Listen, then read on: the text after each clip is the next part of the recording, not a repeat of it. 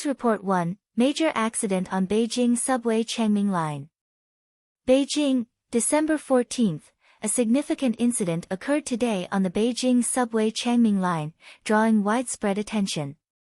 The accident took place around 7 p.m. during the evening rush hour. A moving train suddenly experienced a car compartment break, resulting in over 30 injuries and a large number of passengers trapped. According to Mr. Zhou, a passenger, the train abruptly applied the brakes, followed by the horrific scene of compartment breakage.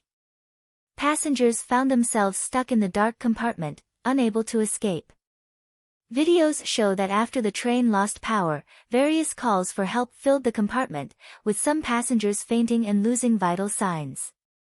Preliminary investigations suggest that the accident may have been triggered by a malfunction in the subway signal system. One train collided with the one in front, leading to the rupture and collision of the vehicles. Passengers took various actions at the point of detachment, with some collectively breaking open windows to attempt escape, and others jumping onto the tracks to find a safe passage. Subway staff arrived at the scene, promptly cutting off power and organizing the evacuation of passengers along the tracks.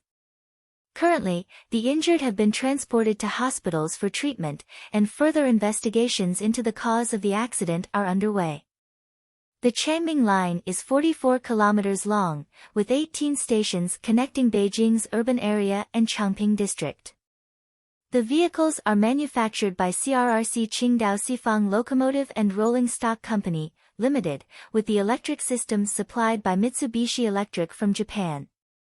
News Report 2, Concerns rise as Xi Jinping absent from international events. Beijing, December 14. Chinese President Xi Jinping's recent series of absences from diplomatic activities have raised widespread concerns and sparked speculation about the opacity of Chinese politics and Xi's leadership style. On August 24, Xi Jinping did not attend the business forum of the BRIC summit in South Africa, where he was originally scheduled to deliver a crucial speech. Instead, the speech was delivered by China's Minister of Commerce. On August 17, he also did not participate in demonstrations and the dinner following the Asia-Pacific Economic Cooperation (APEC) leaders' meeting. Moreover, on December 11, the Central Economic Work Conference, originally scheduled for 2 days, was shortened to 1 day as Xi Jinping departed for an early visit to Vietnam. The Vietnam visit, initially planned for 3 days and 2 nights, was reduced to 2 days and 1 night.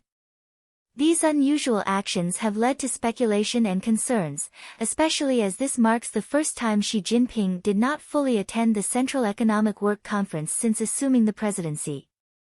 Analysts suggest that while each individual deviation may not seem significant, the cumulative effect could create an unpredictable policy environment, fostering distrust in China's policies. Some believe that Xi Jinping may intentionally keep his intentions unclear, displaying an authoritarian mindset by making his actions hard to predict. Reuters also reported that Xi Jinping will not attend the World Economic Forum in Davos, Switzerland, scheduled for January next year, with Premier Li Keqiang representing China instead. Notably, Xi Jinping personally attended the Davos Forum in 2017. This string of absences has triggered speculation about internal dynamics within Xi Jinping's leadership and heightened concerns about political developments in China. We will continue to monitor the situation. News Report 3 30 Days Countdown to Taiwan Election, Controversy as Sean Lin visits mainland China. Taipei, December 14.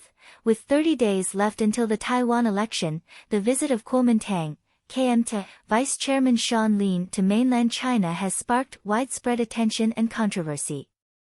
According to Reuters, Sean Lin may meet with officials from China's Taiwan Affairs Office during this visit, further intensifying tensions between the two sides. The press release issued by the KMT stated that Sean Lin's visit includes cities such as Chengdu, Nanchang, Zhongshan, Xiamen, and Chongqing. However, there are questions about his motive for going to the mainland just before the election, with doubts raised about whether the mainland has influence over his voters.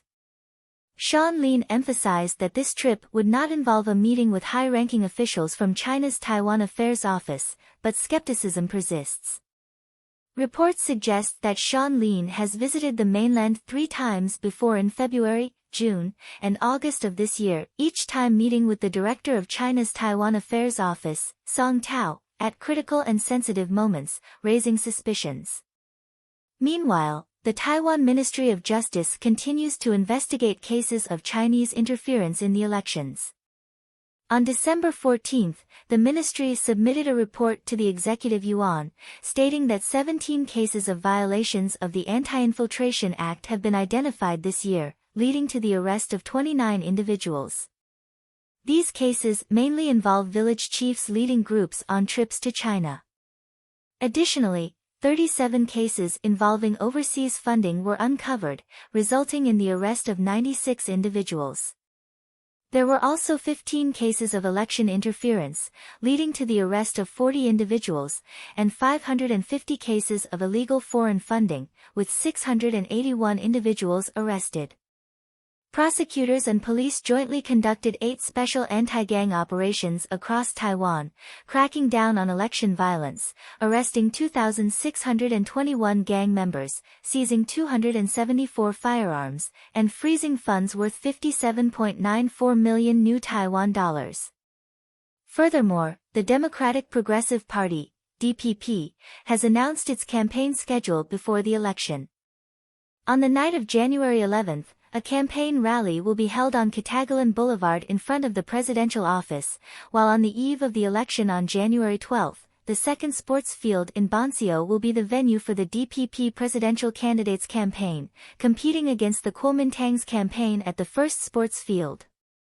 This is seen as a showdown between the blue and green parties in Bonseo, New Taipei City, with candidate Ho Yui conducting activities just 1 kilometer away from the DPP's event, marking the opening of the election. News Report 4. Chinese and Russian fighter jets enter South Korea's air defense identification zone, triggering tensions. Seoul, December 14, the South Korean Joint Chiefs of Staff announced that at noon on the same day, 2 Chinese fighter jets and 4 Russian fighter jets entered the air defense identification zone in the eastern waters of South Korea and stayed in the area for 17 minutes. While the Chinese and Russian aircraft did not violate South Korean airspace, they failed to notify South Korea in advance, violating international norms. According to international regulations, aircraft entering another country's air defense identification zone should notify the sovereign nation in advance and identify themselves. The South Korean military detected signs of the Chinese and Russian aircraft entering the air defense identification zone before the incident, deploying fighter jets promptly as a tactical measure to prevent any unforeseen events. This incident marks the second time in 6 months that Chinese and Russian fighter jets jointly entered South Korea's air defense identification zone. The Chinese Ministry of National Defense stated on its WeChat public account that the joint annual cooperation plan between the Chinese and Russian militaries for strategic air patrols in the East China Sea and Sea of Japan was implemented on December 14. This event has drawn international attention, exacerbating regional tensions. All parties are closely monitoring developments to address potential conflicts. News Report 5. Beijing and Shanghai jointly adjust housing standards and loan policies. Beijing, December 15. To promote the healthy development of the real estate market, 5 departments, including the Beijing Municipal Commission of Housing and Urban-Rural Development, issued a joint notice on December 15 to adjust housing standards and personal housing loan policies in Beijing.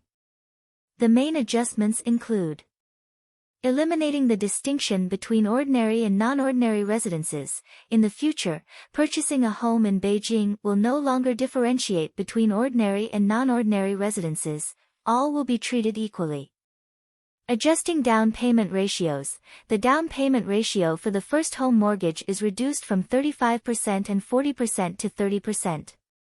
For the second home, the down payment ratio is 50% in the urban area and 40% in the 5 major new districts. Optimizing loan terms and interest rates. loan terms are extended from 25 to 30 years, accompanied by a significant reduction in loan interest rates. On the same day, Shanghai also announced adjustments to its real estate policies, including down payment ratio adjustments. The down payment ratio for the first home in Shanghai is reduced from 35% to 30%. For the first and second homes, the down payment ratio is 50% in the urban area and 40% in the 5 major new districts. Reduction of loan interest rates. The loan interest rate for the first home is reduced from 4.55% to 4.1%, and for the second home, it is reduced from 5.25% to 4.5%. In the 5 major new districts, the interest rate is 4.4%. This series of adjustments signifies the Chinese government's continued use of financial measures to stimulate the real estate market. However, despite policy adjustments boosting the market to some extent, the enthusiasm of young people for home buying has noticeably decreased, with a more rational attitude toward the real estate market, reflecting a calm response to policy changes. News Report 6. Beijing snowfall leads to surge in slip-and-fall injuries, hospitals busy responding. Beijing, December 14. In recent days, Beijing has experienced continuous snowfall, resulting in a significant increase in slip-and-fall injuries, particularly in the Huaidao area. According to Beijing Daily, Jishudan Hospital has admitted 340 patients with slip-and-fall injuries since December 10. Dr. Li Ting, director of the orthopedics department at Jishudan Hospital, stated that more than half of these patients suffered wrist fractures due to slipping on snowy days. Many of the patients are elderly individuals, as their bones react more slowly to the effects of snow and ice, making them more susceptible to falls. While Beijing had announced school closures and flexible work arrangements for businesses, not all citizens stayed at home, with many venturing out to enjoy the snow. Despite the strong interest in the snowfall, the risks of slipping were evident. The China Meteorological Administration issued an orange warning for a cold wave, predicting a significant temperature drop of 8 to 12 degrees from December 14. Moreover, snowfall is expected to gradually shift from north to south, with regions like Shaanxi, Hubei, and Hunan possibly experiencing heavy or severe snowstorms. The meteorological forecast indicates that this round of rain and snow, combined with the cold wave, will have a wide impact, lasting for an extended period and featuring a rapid temperature drop. In such weather conditions, patients with chronic illnesses, especially those with asthma, need to be extra cautious, taking protective measures to ensure their well-being. News Report 7. Trilateral call among U.S., Japan, and Philippines focuses on South China Sea issue. December 13. National Security Advisor Jake Sullivan of the United States, National Security Secretariat Chief Yoichi Yachi of Japan, and National Security Advisor Hermogenes Esperon Jr. of the Philippines held a trilateral call. During the call, the 3 nations jointly called on China to abide by the decision of the International Court of Arbitration and cease provocative actions in the South China Sea. They reiterated their commitment to freedom of navigation in the South China Sea and East China Sea, emphasizing the importance of maintaining peace and stability in the Indo-Pacific region. The trilateral call underscored the importance of enhancing cooperation, strengthening defense and security capabilities, and confirmed plans for close coordination in the coming months to advance shared interests in the Indo-Pacific region. This call follows the first trilateral defense cooperation meeting held in Tokyo in June this year, demonstrating a high-level dialogue among the U.S., Japan, and the Philippines. In previous meetings, the 3 parties decided to hold regular meetings on security strategy issues in the East China Sea and South China Sea and planned joint military exercises in the South China Sea. This highlights the united stance of the U.S., Japan, and the Philippines in the face of China's actions in the South China Sea, emphasizing regional security and stability. The strengthened cooperation, especially given Japan's significant military capabilities in Asia, further consolidates a common position concerning the South China Sea. News Report 8, UK, Japan, Italy collaborate on next-generation fighter jet project, GCAP plan. The governments of the United Kingdom, Japan, and Italy announced a significant collaboration to jointly develop the next-generation fighter jet project, named the Global Combat Air Programme, GCAP. The three nations plan to commence this joint development in 2025, with the expectation of completing the research and development by 2035. The GCAP aims to deepen the collaboration of the three countries in defense technology, integrate supply chains, and further strengthen the foundations of the military-industrial complex. The joint government and industry headquarters will be located in the UK, with the first Prime Minister and CEO coming from Japan, and business organization leaders from Italy. This collaborative plan signifies a close military cooperation among the UK, Japan, and Italy to collectively address complex security environments and ensure air superiority. Given the technological, military, and industrial strengths of each country, this joint development allows the three nations to share resources, experiences, and technologies, enhancing their respective military capabilities. It is noteworthy that France is not included in this plan, indicating the UK's decision to exclude France and collaborate with Italy and Japan. This emphasizes the UK's strategic choice to position itself in closer military cooperation with specific allies. News Report 9, German investment in China hits six-year low. Data released by the Cologne Institute for Economic Research shows that German investment in China decreased by €2.2 billion in the third quarter, reaching the lowest level in 6 years. Equity investments in China by Germany also significantly decreased by €3.9 billion. Besides Germany, other countries also reduced their inflow of funds into China. China's foreign direct investment in the third quarter decreased by $11.8 billion, marking the first decline in 25 years, indicating a capital outflow from China exceeding inflow. Research suggests that, in the past, German companies would typically reinvest profits earned in China back into their Chinese operations, but this investment pattern is diminishing. Observers believe that German companies are shifting profits overseas. Several reasons contribute to the decline in investment in China. Firstly, there is a noticeable deterioration in China's investment environment, with the Chinese Communist Party's influence on the economy expanding, and obtaining information may be considered espionage. Secondly, the slowdown in China's economic growth and consumption is also a contributing factor. Finally, many Western countries are adopting a risk-averse strategy, reducing reliance on China. This trend indicates a weakened confidence of international investors in the Chinese market. News Report 10, Sanshin Semiconductor receives U.S. investment to provide chip design services to PLA suppliers.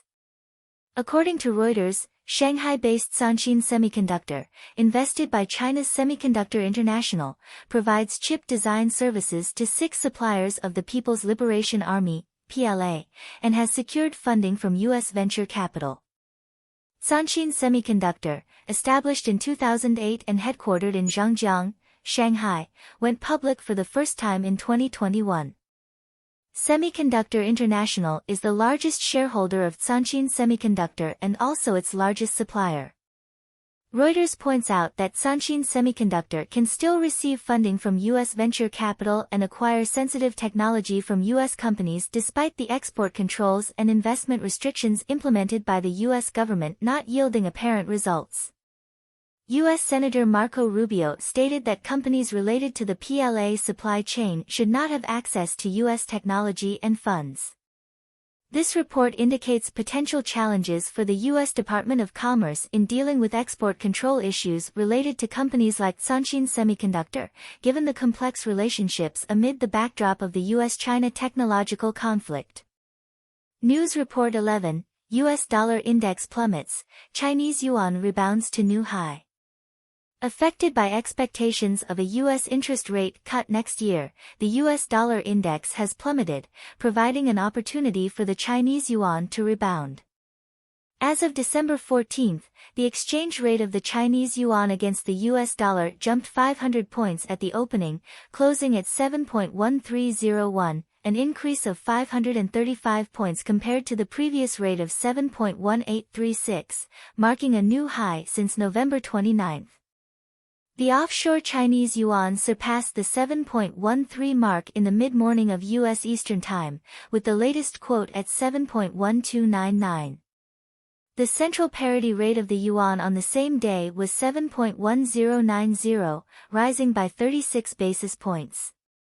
Analysts point out that the short-term fluctuation of the yuan exchange rate may be limited due to the impact of China's declining real estate investment and the slowing growth of consumption in the United States. It is anticipated that China's macroeconomic situation in the first quarter of next year may face challenges, especially in real estate investment and exports. Meanwhile, China may adopt policies such as reserve requirement ratio cuts and interest rate reductions to stabilize the economy, potentially constraining the extent of the yuan's appreciation. News Report 12.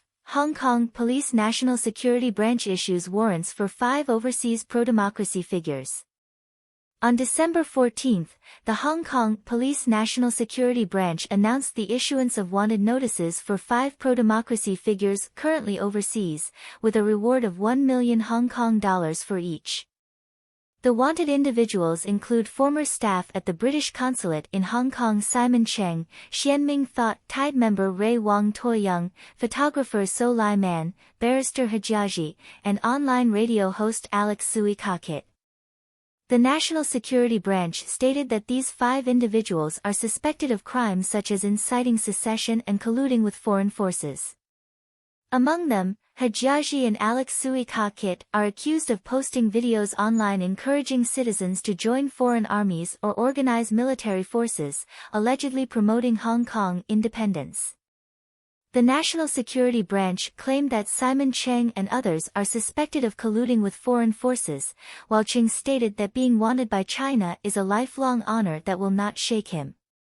This wanted announcement has drawn attention, highlighting the tense relationship between China and Hong Kong, particularly regarding freedom of speech and political stances of pro-democracy figures.